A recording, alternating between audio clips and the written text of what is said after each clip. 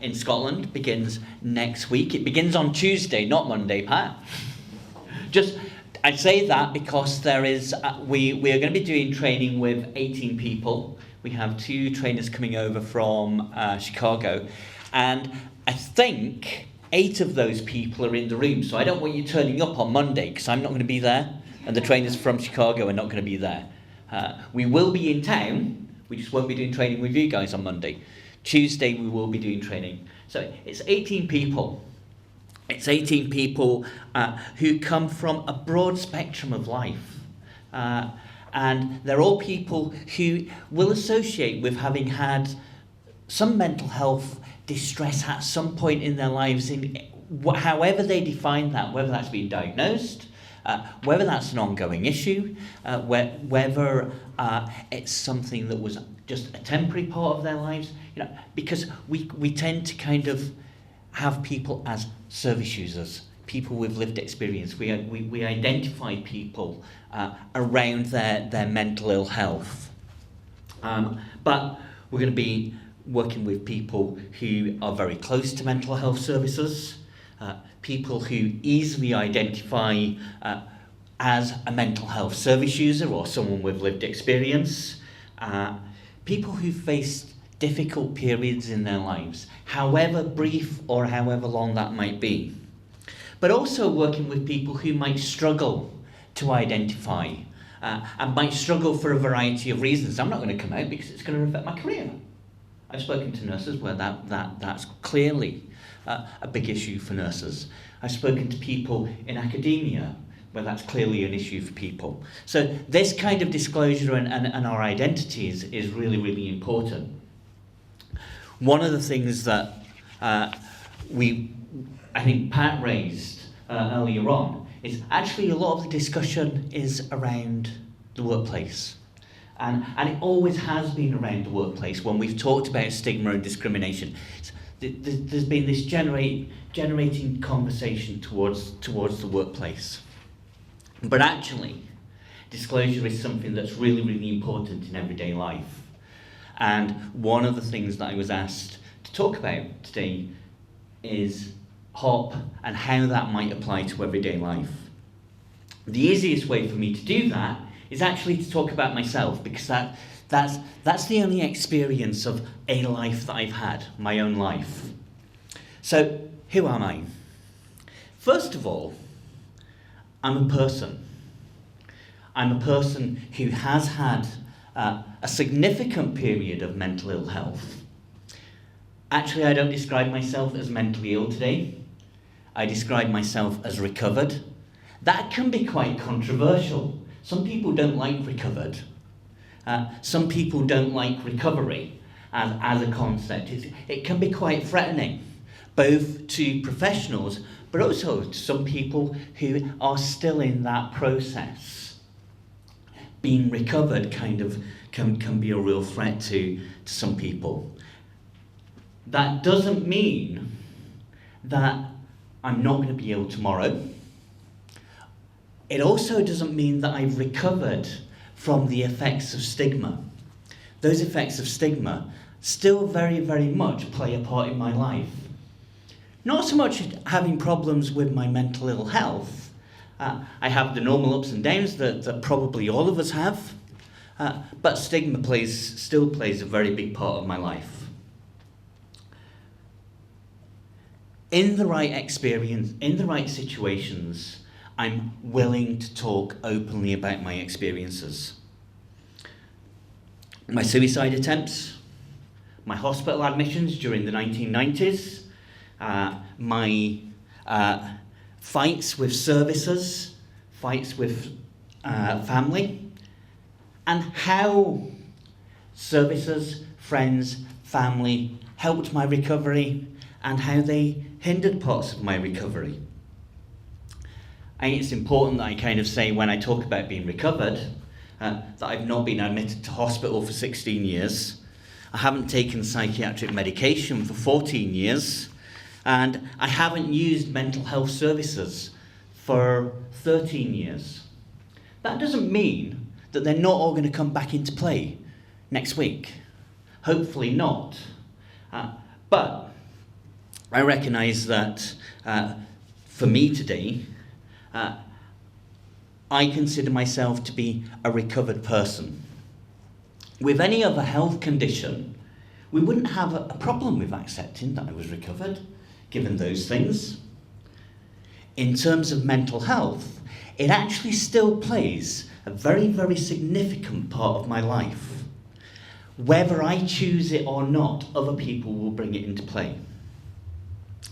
So, for me, that can involve failure to identify with me or accept me on the same grounds as someone else. I returned to work in 2003 after about a decade of being out of work. Every job that I've had since I moved back into work in 2003 has been based on my lived experience. Indeed, some of my posts, including the post that I'm in at the moment, actually have lived experience in the job title.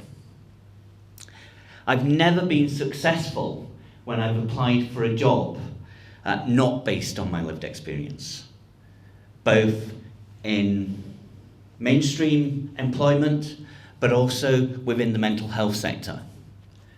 I've only ever been employed where I've disclosed my mental health experience, and that's been the main reason for my employment.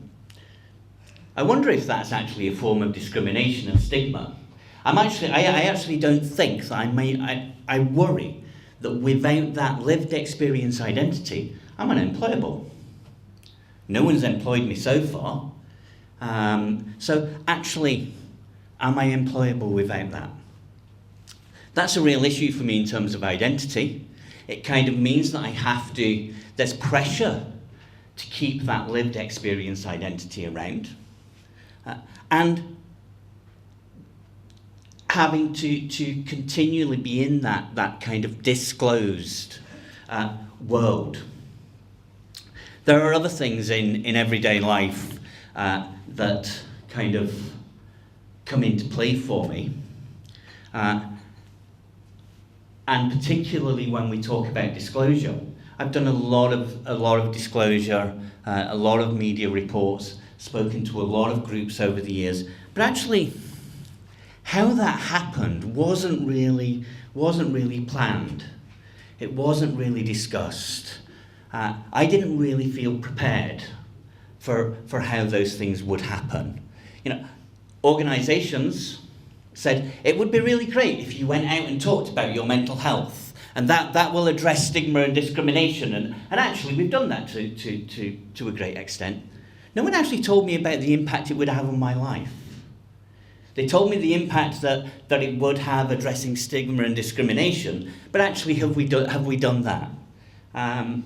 And how far on that journey are we? With HOP, we have a process for working through with people what that journey may involve, so that people can be informed about actually the impacts of disclosing publicly or disclosing in the workplace or to family. There are other ways that disclosure happens in everyday life, and actually a lot of them I don't have a lot of control over. 10 years ago, I got married. People like me are not supposed to get married. That was kind of the thoughts that I had. But I got married. I met someone who wasn't in the mental health world, didn't have a mental health problem, and we started seeing each other, and very quickly, like 3 days, decided that actually this was the real thing. I then had an issue. What do I say about my hospital admissions? In relationships these days, people quite often have sex before marriage, or start going down a relationship. I've got self-harm scars. Damn. What am I going to do with that? How do I explain that? And my self-harm scars come up time and time again. I've got a 9-year-old daughter. At 6 years old, she looked at the scars on my arm in the summer. Self-harm scars don't tan. So when you get a tan in the summer, you get nice white lines along your arms. And my 6-year-old daughter asked me, what are those marks on your arms? I actually wasn't prepared for that question. It happens every year, actually, at the moment, because children kind of revisit things. First year it was fine, she was 6. Something bad happened. But it's okay, let's go for ice cream. As she gets older and asks that question, I have to think about how I'm going to answer that. That's important in how we think about disclosure. I find that it's difficult, whether I want to or not, to hide from my past. Therefore, actually, I choose to be honest, open and proud about it. Because otherwise I have to hide in a closet, and that can be quite stressful.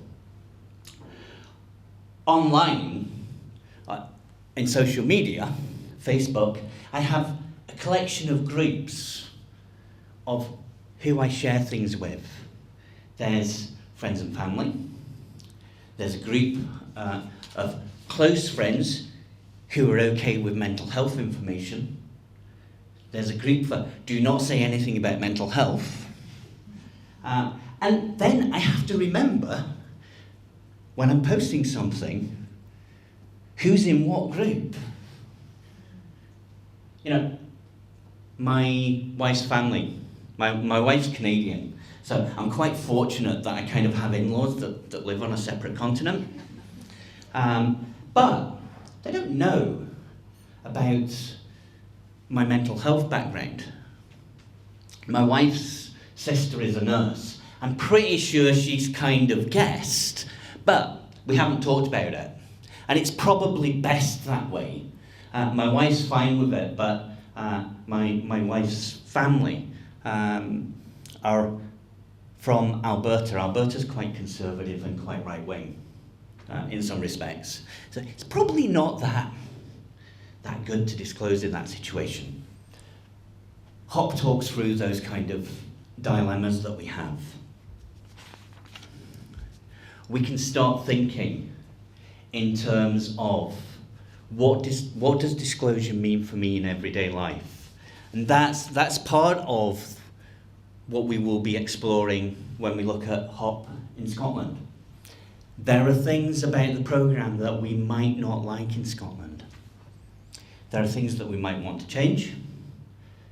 But actually, we've heard from other groups that there's been parts of the programme that have changed because of culture, because of where people are, because of age. We need to adapt that. Hopefully that's something that we can do with HOP in Scotland. And we can think about who owns the story. Quite often, I don't think that I own my mental health story. I think if I look at some of the places that it exists, I'm not sure that I had full control of that. HOP gives us ownership of that. HOP talks through those situations. You know, there are times where I've told my story and it kind of ended up somewhere else, particularly where it's been done in a printed version or it's been done online, where it develops its own life and is out there. And I didn't know those things were around. So we can explore that with HOP in Scotland. We start next week. We have 18 people from the East Coast, Central Region, Glasgow, the North East. So actually quite a widespread. We've talked to a number of organisations about hosting sessions. So we're looking in this first phase to deliver sessions to around 100 people over the next 4 months or so. That gives us an awful lot of information that we can start looking at and processing. But this is the start of a journey for Hop in Scotland, and it's start of giving people that real ownership and control, where organisations, and I work for one of those organisations and have worked for other organisations, have always said, well, actually we've tried to give you ownership and control, whereas Hop, I think, really does put that leadership with people with lived experience. So we will continue to report on how that works out over the next 12 months. And we'll continue to look forward to how Hop develops in Scotland, but also how we work with CRISP over the course of the programme as well.